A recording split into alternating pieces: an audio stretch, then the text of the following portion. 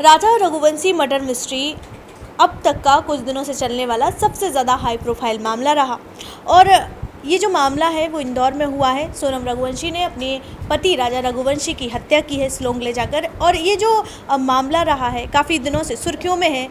दर परदर खुलासे हो रहे हैं। हमारे न्यूज़ रूम में हमारे सहयोगी मौजूद है, आज हम उनसे बातचीत करेंगे इस मामले को किस तरह। हमारे साथ मौजूद हैं हमारे सहयोगी धीरज जी। धीरज जी, आप किस तरह से देखते हैं इस मामले को? देखिए, सबसे पहले तो अगर मैं बात करूँ तो इस मामले में सबसे बड़ा जो दोष है वो प्रेशर है, शादी का प्रेशर।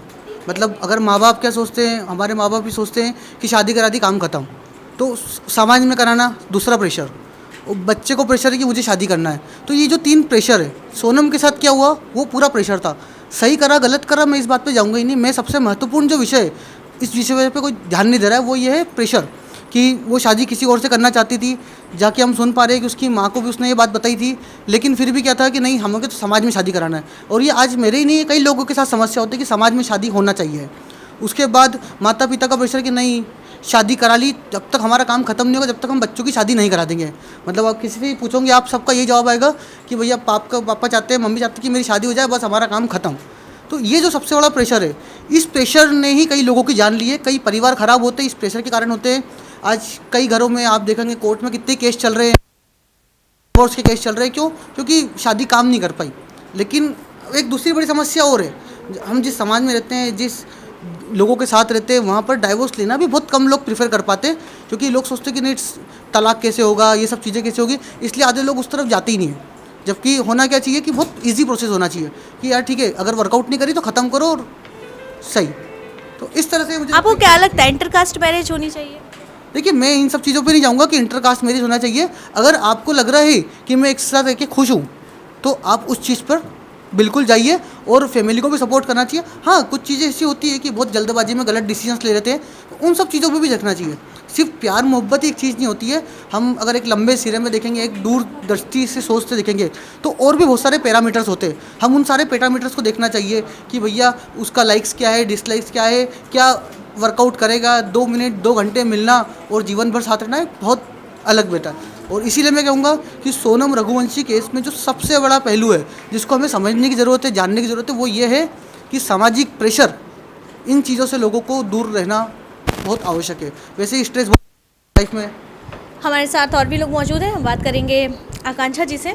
आकांक्षा जी, किस तरह से देखती है? जैसा कि सर ने बताया, जैसे कि माता पिता का जो प्रेशर होता है बच्चों पे, वो सबसे गलत चीज़ होती है। तो इसका एक सबसे मेन प्रभाव जो होता है वो होता है बैड पेरेंटिंग।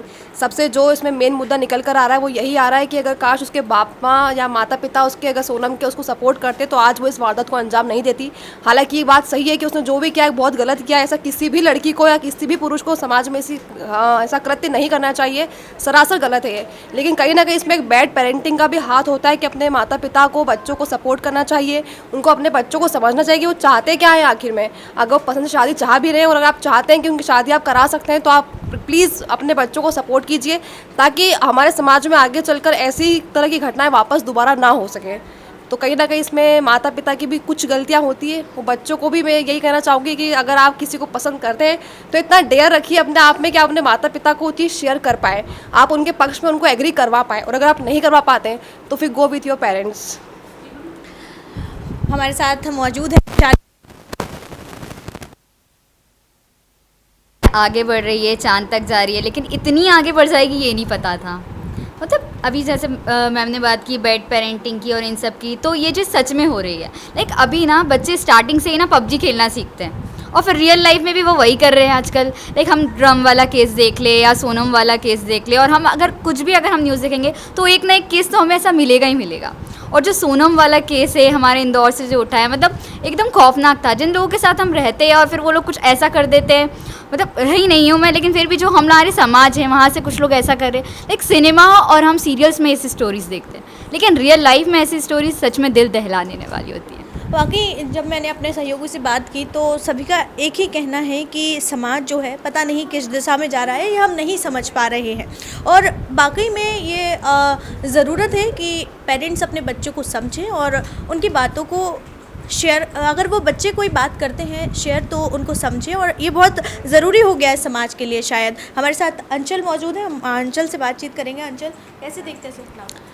देखो, इसके तो काफ़ी रीज़न्स हो सकते हैं, लेकिन मेरी नज़र में एक रीज़न है कि सोशल मीडिया ने इन सारी चीज़ों को बहुत ही नॉर्मलाइज़ कर दिया है। इवन इस पे मीम बनने लगे हैं इसके अगेंस्ट जाने की जगह, तो ये चीज़ भी एक रीज़न हो सकता है। और ऐसी न्यूज़ अगर आती है तो गवर्नमेंट को एक कड़ी सज़ा देनी चाहिए, जिससे जनता में खौफ फैले, वो अगली बार से ये चीज़ करने के पहले 1000 बार सोचे। तो एक ये रीज़न्स हो सकते हैं। हम यहाँ पे बातचीत कर रहे हैं और बहुत सारे जो पहलू हैं वो निकल कर आए सामने, और एक सोशल मीडिया भी कारण है, और पिछले कई दिनों से ऐसी घटनाएं देखने को मिल रही हैं। सोनम और राजा रघुवंशी का जो केस है वो काफ़ी ज़्यादा सुर्खियों में रहा है, और अभी भी ये मामला चल रहा है। दर परत खुलासे हो रहे हैं, और इस केस से जुड़े तमाम अपडेट्स हम आप तक पहुँचाते रहेंगे। आप देखते रहिए राजीव टाइम्स।